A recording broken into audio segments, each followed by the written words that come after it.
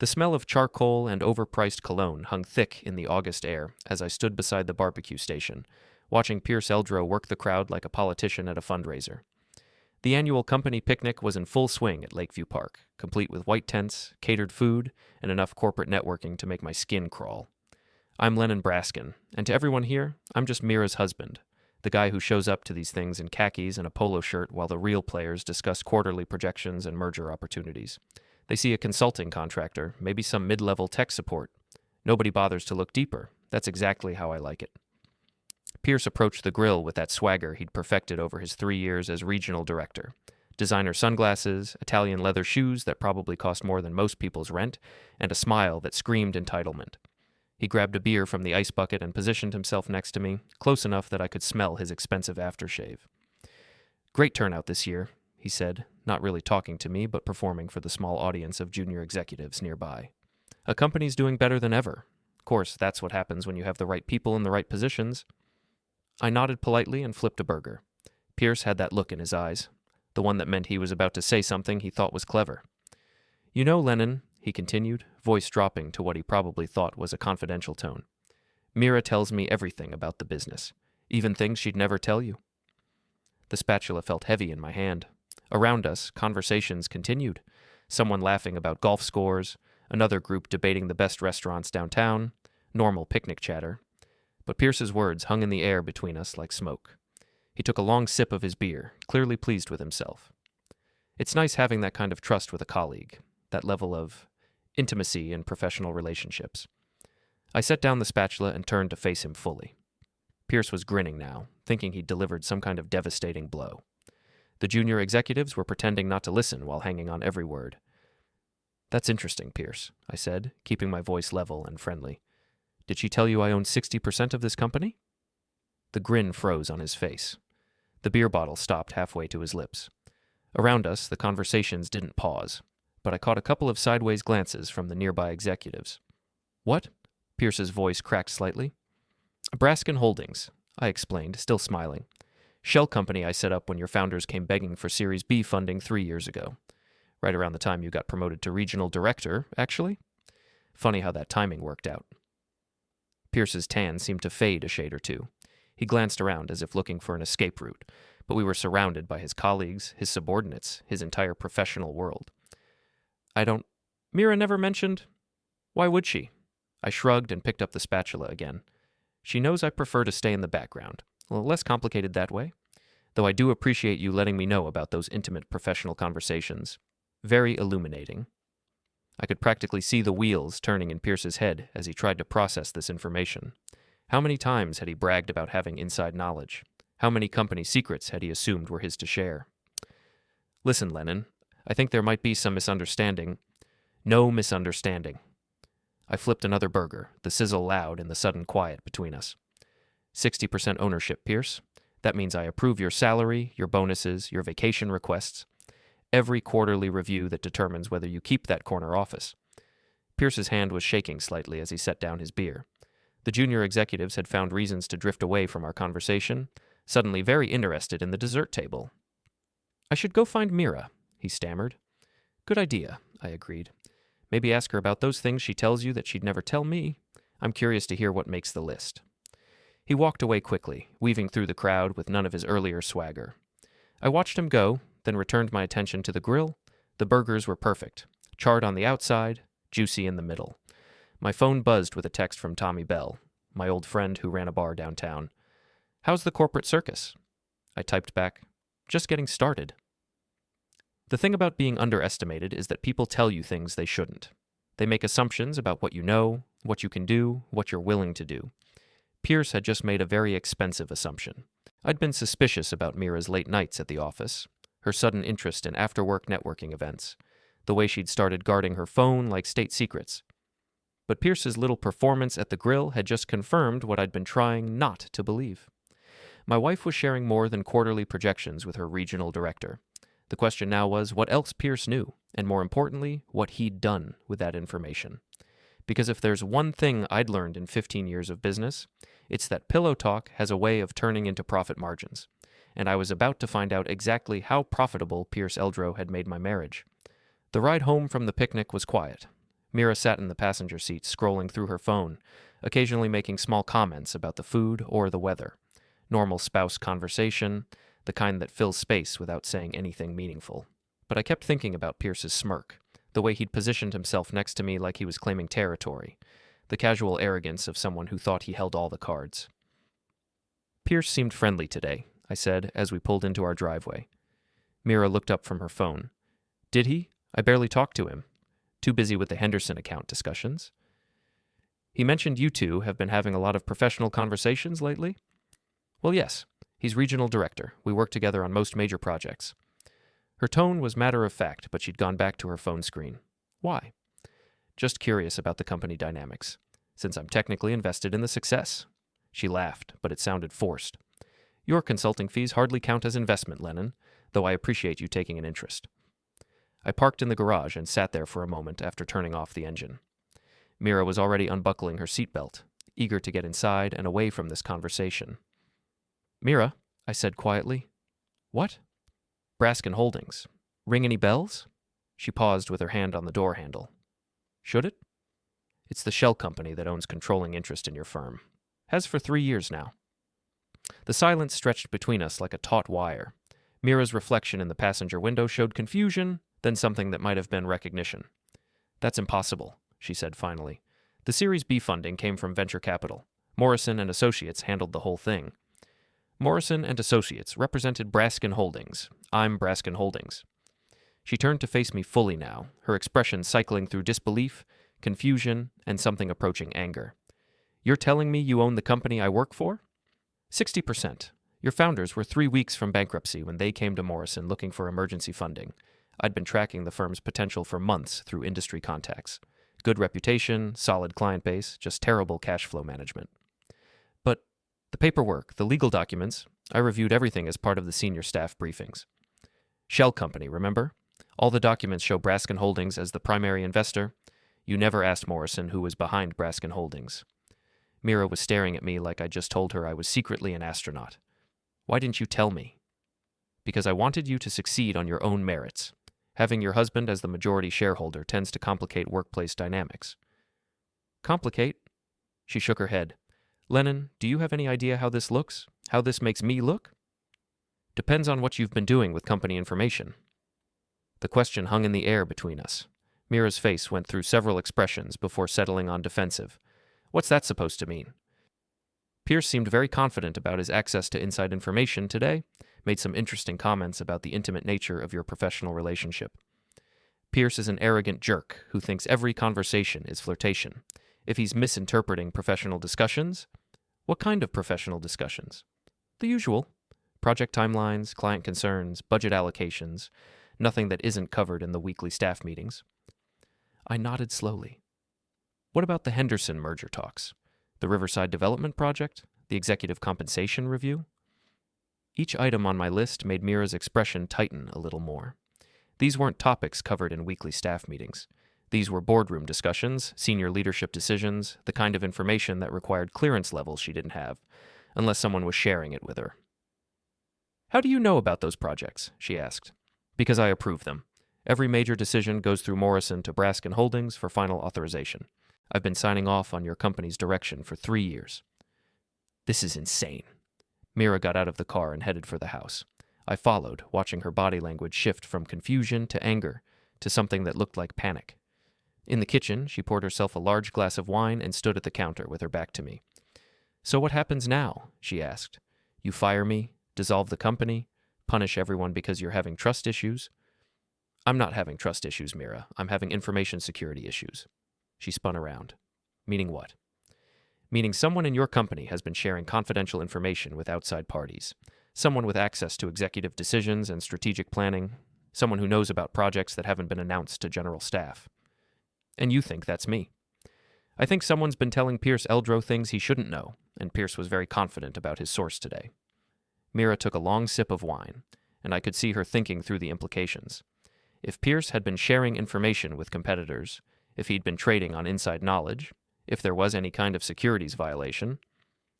I need to make some phone calls, she said finally. To who? My attorney, HR, maybe Morrison and Associates to verify this whole ownership story. Good idea. While you're at it, you might want to review your recent conversations with Pierce. Try to remember exactly what kind of professional intimacy you've been sharing. She set down the wine glass hard enough to make it ring against the granite counter. I have never done anything inappropriate with Pierce Eldrow or anyone else at the company. If you can't trust me after 15 years of marriage, this isn't about trust, Mira. This is about business, and someone's been conducting business with my company's confidential information. I left her standing in the kitchen and went to my home office. Time to review some emails and see exactly what Pierce Eldrow had been doing with his intimate professional knowledge. Because if he'd been trading on inside information, his resignation letter was going to be the least of his problems. My home office is nothing fancy. A desk, 2 monitors, and a filing cabinet that contains more secrets than most people would believe. I keep the important documents in digital format, encrypted and backed up to 3 different secure servers. The paper files are mostly decoys, but they make the room look properly businesslike when Mira occasionally wanders in. Tonight, she was staying downstairs with her wine and her phone calls. I could hear her voice through the floor, alternating between angry and pleading tones as she worked through her contact list. Let her make all the calls she wanted. The documentation I was about to review would speak louder than any conversation. I logged into the secure server that housed my monitoring systems. When you own 60% of a company, you have certain rights regarding information security. When that company handles multi-million-dollar construction projects and development deals, those rights become responsibilities. 3 years ago, when I'd rescued Mira's firm from bankruptcy, I'd insisted on comprehensive digital monitoring as part of the investment agreement. Email servers, phone logs, internet activity, all of it filtered through security protocols that flagged unusual patterns or potential breaches. The system had been running quietly in the background ever since, generating weekly reports that usually contained nothing more interesting than excessive social media usage and the occasional personal email sent from company accounts. But tonight, I was looking for something specific. I pulled up Pierce Eldrow's communication logs for the past 18 months. Email, phone calls, text messages sent through company devices, all of it legally monitored and recorded as part of the employment agreement he'd signed when he became regional director. The first red flag appeared immediately. Pierce had been in regular contact with Marcus Chen, CEO of Riverside Development Group. Not unusual by itself, Riverside was a competitor, but the construction industry involved a lot of crossover relationships. Subcontractors worked for multiple firms, suppliers maintained relationships across the market, and executives occasionally moved between companies. But the timing of these conversations was interesting. On March 15th, Pierce had sent a text to Chen, "Henderson project looking good. Numbers better than expected." On March 16th, Riverside had submitted a last-minute bid for the Henderson project that undercut our proposal by exactly 3%. On April 8th, Pierce had called Chen and talked for 27 minutes. On April 9th, our client had received an anonymous tip that our lead contractor had safety violations on a previous project. The tip was false, but it delayed our project approval by 2 weeks. On May 22nd, Pierce had sent another text. "Executive comp review next week. Expect changes." On May 24th, 3 of our senior project managers had received job offers from Riverside Development Group. The pattern was clear, documented, and absolutely damning. But it got worse. I cross-referenced Pierce's communications with internal company data. Every piece of information he'd shared with Chen corresponded to confidential discussions that had taken place in senior leadership meetings that Pierce, as regional director, shouldn't have had access to, unless someone was briefing him afterward. I pulled up the meeting schedules and compared them to Pierce's email activity. The timeline was perfect. Senior leadership meeting on Monday morning, Pierce's communication with Chen by Tuesday evening, executive strategy session on Wednesday, Pierce's update to his contact by Thursday. Someone was feeding him information with remarkable consistency. I opened a new search parameter and looked for communication patterns between Pierce and internal company personnel. Most of his internal emails were routine, project updates, meeting confirmations, standard workplace coordination, but his text message logs told a different story. Pierce had been exchanging personal texts with Mira for 8 months. Not through company devices, but the security system tracked personal phone usage when connected to company Wi-Fi networks. The messages started professionally enough. Project discussions, client concerns, scheduling coordination. But by month 3, the tone had shifted. "Thanks for the heads up about the Henderson timeline. You're always looking out for me. Dinner meeting ran late again. Wish I was having dinner with better company. Can't stop thinking about our conversation yesterday. You understand the business better than anyone." And then, 2 weeks ago, "What would I do without our private briefings? You tell me things I never hear in the official meetings?" I sat back in my chair and stared at the screen. The evidence was all there, documented and time-stamped. Mira had been sharing confidential information with Pierce. Pierce had been trading that information to a competitor, and both of them had been stupid enough to leave a digital trail.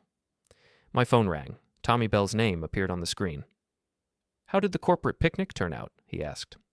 "Educational," I said. "Very educational." "That doesn't sound good." "Pierce Eldrow has been selling company secrets to Riverside Development Group for 18 months, and my wife has been his source." Tommy was quiet for a moment. He'd been a cop for 20 years before opening his bar, and he understood the difference between suspicion and evidence. "You sure about this?"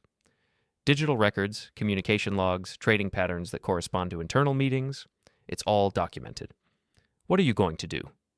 I looked at the evidence files on my screen, then at the door to my office where I could still hear Mira's voice downstairs. "I'm going to call an emergency board meeting for Monday morning, and then I'm going to watch Pierce Eldrow's world fall apart." "And Mira?" "Mira made her choice 8 months ago. She just didn't know I'd be keeping score." I hung up and started preparing the presentation that would end Pierce Eldrow's career. The evidence was comprehensive, the pattern was clear, and the consequences were going to be swift and permanent. By Monday afternoon, Pierce would understand exactly what kind of intimate professional relationship he'd been having with my wife, and by Tuesday, he'd be explaining it to the Securities and Exchange Commission. Monday morning arrived gray and drizzling, the kind of weather that makes everything look like a crime scene. I sat in my home office at 7:30 a.m., reviewing the presentation one final time before the 9 a.m. emergency board meeting. 43 slides of evidence, communication logs, financial records, and timeline correlations that painted a picture no reasonable person could dispute. Mira had left early for the office, claiming she needed to prepare for a client meeting. She'd been distant all weekend, taking phone calls in the other room and spending hours on her laptop with the screen angled away from me. Whatever damage control she was attempting, it was too late. The evidence was already in motion. I'd sent the board meeting notification Sunday evening to all 5 board members, along with Morrison and Associates' senior partner and the company's legal counsel. The agenda was simple: information security breach. Executive action required. At 8:45 a.m., I logged into the secure video conference system and watched the participants join one by one. Board members appeared in their home offices and corporate conference rooms, looking appropriately serious for an emergency Monday morning meeting. Morrison appeared at 8:58, his expression grim. He'd reviewed the preliminary evidence I'd sent him Sunday night. "Good morning, everyone," I began once all participants were connected. "Thank you for making time on short notice. We have a significant security breach that requires immediate executive action." I shared my screen and launched the presentation. 18 months ago, someone in our organization began sharing confidential information with Riverside Development Group.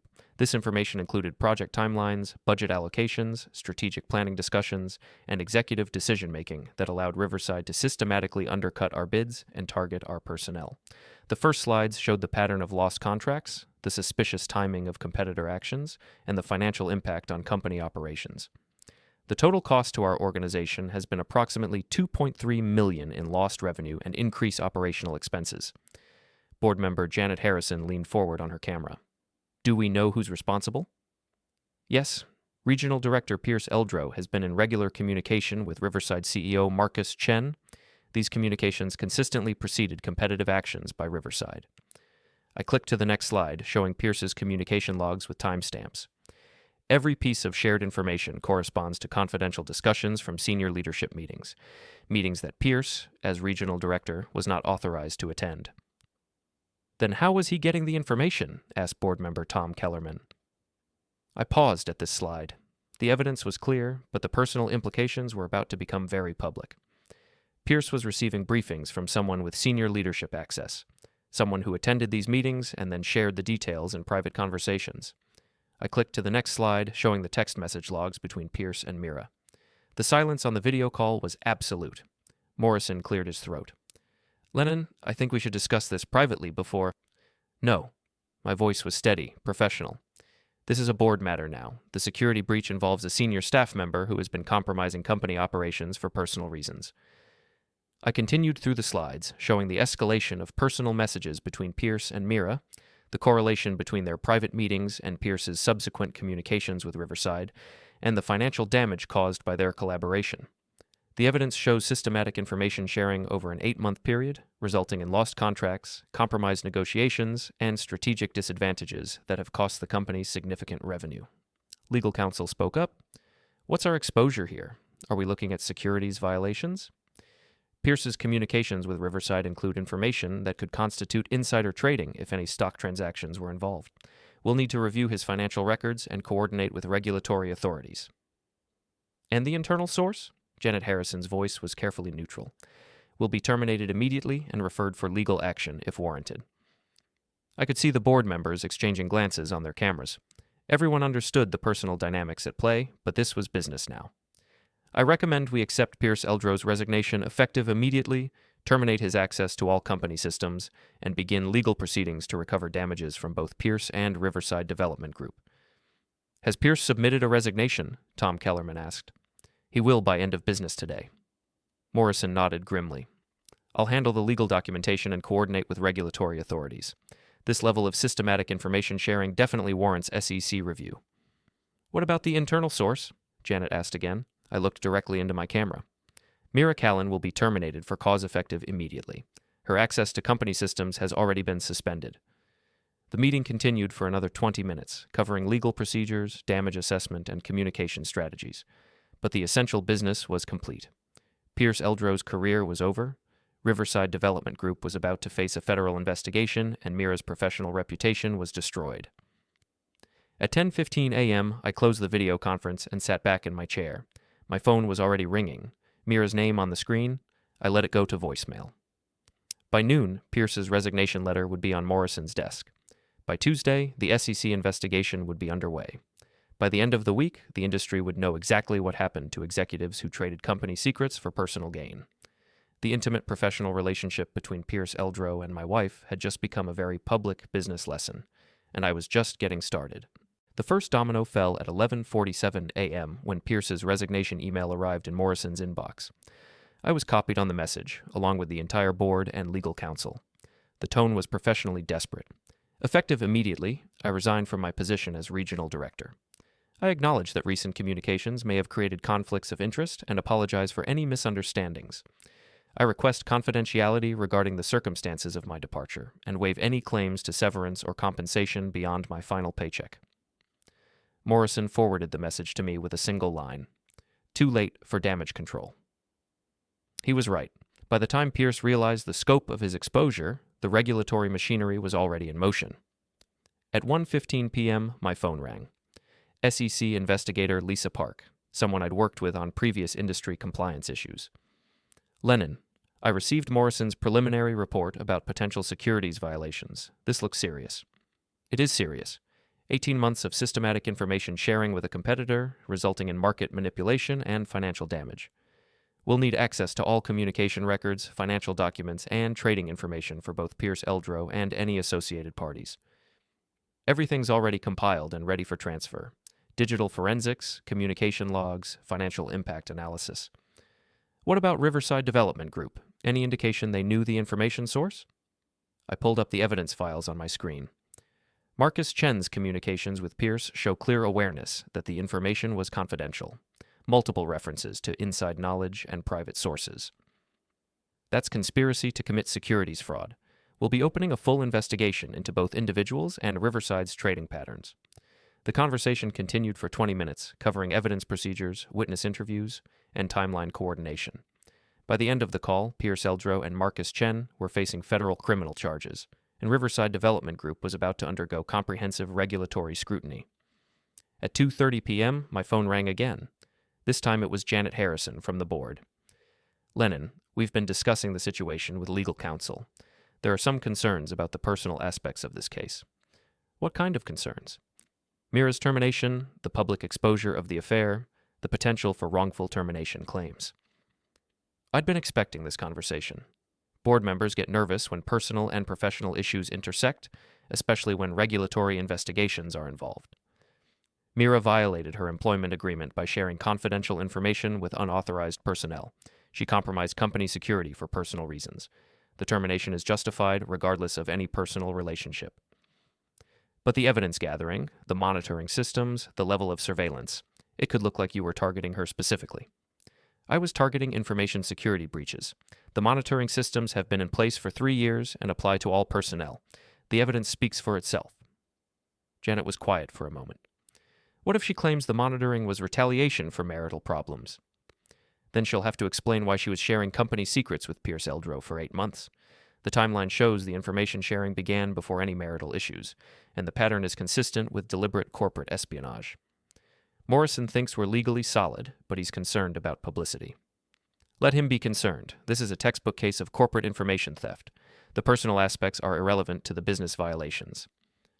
After hanging up, I checked the industry news feeds. Word was already spreading through professional networks. Pierce Eldrow's sudden departure from regional director, the emergency board meeting, the rumors about regulatory investigation. The construction and development community was small enough that news traveled fast. By 4 p.m., 3 different industry publications had called requesting comments. I referred them all to Morrison and Associates. At 5:30 p.m., Tommy Bell called. Heard through the grapevine that Pierce Eldrow cleaned out his office this afternoon, security escort and everything. Word travels fast. Faster when it involves federal investigators showing up at Riverside Development Group. Marcus Chen's having a very bad day. I wasn't surprised. SEC investigations move quickly when the evidence is comprehensive and the violations are clear. What about Mira? Haven't heard from her since this morning. Her office was cleared out by 3 p.m. She's probably meeting with attorneys, trying to figure out damage control. Is there any? I looked at the evidence files still open on my computer screen. Communication logs, financial records, regulatory reports, timeline correlations that painted a picture of systematic corporate betrayal. Not for Pierce or Marcus Chen. They're facing federal charges and industry blacklisting. Their careers are over. And Mira? Mira made her choice 8 months ago. She chose to share company secrets with Pierce Eldrow instead of protecting the business that employed her. Now she gets to live with the consequences. That's cold, even for you. It's business, Tommy. Personal relationships don't excuse corporate espionage. But as I hung up the phone, I realized the personal aspects were just beginning. The regulatory cascade had destroyed Pierce's career and was about to destroy Riverside Development Group. The professional consequences were swift and permanent. The personal reckoning was going to take longer, and it was going to be much more complicated. Tuesday morning brought clarity. I reviewed overnight developments while the SEC investigation accelerated faster than expected. Pierce Eldrow and Marcus Chen had retained criminal defense attorneys, and Riverside Development Group stock dropped 12% after the investigation leaked. The real damage came from the industry reaction. Construction is a closed ecosystem. Once trust is broken, word spreads instantly. Pierce's name became toxic overnight. By 8:30, Morrison confirmed multiple companies were calling, not to hire Pierce, but to ask whether they should be worried. He told them Pierce Eldrow was under active SEC investigation for securities fraud and corporate espionage. That ended his job search. No major firm would touch someone facing federal charges. At 10 a.m., David Chen, Marcus's brother and Riverside's legal counsel, called to discuss resolution. He offered financial compensation and NDAs, framing the espionage as misinterpreted communications. I rejected that outright and laid out the terms: full restitution, public acknowledgement of the theft, and a permanent agreement barring Riverside from bidding against us. They had until Friday. After that, full criminal and civil action. By afternoon, Tommy Bell confirmed the fallout. 6 companies had pulled Pierce's resume. Others were warning partners to stay away. Industry forums were already circulating threads titled Pierce Eldrow, avoid at all costs. Even if charges were reduced, Pierce's career was finished. In this industry, trading corporate secrets is unforgivable, and reputation damage is permanent. And Marcus Chen? Riverside Development Group is hemorrhaging clients. 3 major projects were canceled yesterday, and 2 more are under review. Their bonding company is requiring additional collateral because of the investigation. I nodded. The industry response was exactly what I'd expected. Construction and development depend on trust relationships, and violations of that trust carry permanent consequences. What about Mira? Haven't heard much. She's keeping a low profile, probably on legal advice. Smart move, though it won't help her career prospects. You think she'll find another position? I considered the question. Mira's involvement was less public than Pierce's, but the industry connections would make her association with the scandal well known among potential employers. Not in this region. Maybe not anywhere in construction and development. Corporate espionage tends to follow people throughout their careers. Tommy looked at me carefully. You realize you've destroyed 3 careers in 2 days. I documented corporate espionage and reported it to appropriate authorities. The career destruction is a natural consequence of their choices. Still cold. Still business. But as Tommy left and I returned to my computer, I realized the professional erasure was nearly complete. Pierce Eldrow would never work in the industry again. Marcus Chen and Riverside Development Group were facing bankruptcy, and Mira's career in architecture and development was effectively over. The regulatory cascade had accomplished in 48 hours what might have taken years through normal market competition, and I was just getting started with the personal reckoning. Wednesday evening, Mira finally came home. I was in the kitchen making dinner when I heard her car in the driveway. She'd been staying at her sister's house since Monday, communicating only through attorneys and brief text messages about practical matters. Tonight was the first time we'd been in the same room since the board meeting destroyed her career. She looked exhausted. The confident professional demeanor that had defined her for 15 years was gone, replaced by something fragile and uncertain. She set her purse on the counter and stood there like she wasn't sure she belonged in her own kitchen. "We need to talk," she said. I continued stirring the pasta sauce. "About what?" "About what happens now. About how we move forward from this." "Forward?" I turned to face her. "Mira, you shared company secrets with Pierce Eldrow for 8 months. You compromised business operations, cost the company millions in revenue, and violated every principle of professional ethics. What exactly are we moving forward to?" She sat down at the kitchen table, and I could see her hands shaking slightly. "I made mistakes, I know that. But the way you handled this, the public humiliation, the complete destruction of my career, it was vindictive. It was business. It was personal, and you know it." I turned off the stove and sat down across from her. Time for the conversation we should have had months ago. "When did it start, Mira? The personal relationship with Pierce?" She looked at her hands. "There was no personal relationship. We worked together. We discussed projects. Sometimes those discussions happened outside the office. I have 8 months of text messages that tell a different story. Text messages you obtained through illegal surveillance. Legal monitoring systems that are part of company security protocols. Systems that every employee, including you, agreed to as a condition of employment." She looked up at me with something approaching anger. "You spied on me?" "I monitored company communications for security breaches. The fact that those communications revealed your personal involvement with Pierce is incidental." "Incidental," she shook her head. "Lennon, I was your wife. We'd been married for 15 years, and you were monitoring my communications like I was a criminal. You were sharing confidential information with unauthorized personnel. That makes you exactly like a criminal." The words hung between us like a physical barrier. Mira's expression shifted from anger to something that looked like recognition. "You really don't care about the marriage at all, do you? This is all just business to you." I considered the question. 3 days ago, I might have tried to separate the personal and professional aspects to find some way to salvage the relationship while addressing the business violations. But sitting across from Mira now, looking at someone who had systematically betrayed both personal and professional trust, I realized the distinction was meaningless. "The marriage ended when you started sharing our business with Pierce Eldrow. Everything since then has been just cleaning up the paperwork." She was quiet for a long time. When she finally spoke, her voice was barely audible. "I never meant for it to go this far." "What did you mean for it to be?" "Pierce was attentive, interested in my opinions, my insights about the business. He made me feel valued in ways that you hadn't for years." "So you decided to give him confidential information?" "I decided to have conversations with someone who appreciated my professional knowledge. The information sharing wasn't intentional." 8 months of systematic briefings about executive decisions weren't intentional? She looked at me with frustration. "You don't understand what it was like. Pierce would ask about my day, about the projects I was working on, about the challenges the company was facing. It felt like normal professional discussion." Normal professional discussion doesn't include executive compensation reviews and merger negotiations. I know that now. You knew it then, Mira. You just chose to ignore it because Pierce was giving you attention. The silence stretched between us. Outside, I could hear traffic passing on the street, normal evening sounds from a world that hadn't been turned upside down by corporate espionage and marital betrayal. "What happens now?" she asked finally. I pulled a manila envelope from the counter and slid it across the table. "Divorce papers. I filed this morning." She opened the envelope and scanned the documents. "You're asking for everything." "I'm asking for what I'm entitled to. The house is in my name, purchased with income from Brasken Holdings. The investment accounts are separate property. The only joint assets are checking accounts and household items." "What about spousal support?" You violated the prenuptial agreement by engaging in activities that damaged my business interests. No spousal support. She stared at the papers like they were written in a foreign language.